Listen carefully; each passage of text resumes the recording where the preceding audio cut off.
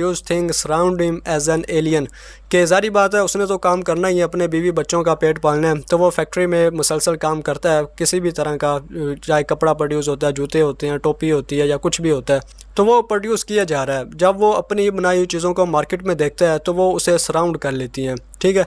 यानी कि the world of produce thing, कि वो हर तरफ जब अपनी ही बनाई हुई चीज़ों को देखता है, लेकिन चूँकि वो उसे परचेज़ नहीं कर सकता, वो अपनी ही बनाई हुई चीज़ से दूर हो जाता है, बेगाना हो जाता है, ठीक है।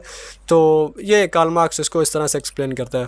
इसके अलावा एलियनेशन क्या है, relation between producer and produced, के प्रोड्यूसर के दरमियान यानी मज़दूर के दरमियान और जो चीज़ वो प्रोड्यूस करता है उसके दरमियान जो ताल्लुक़ है, ये वो पहली टाइप ऑफ एलियनेशन है कि जब वो अपनी ही बनाई हुई चीज़ों से बेगाना हो जाता है।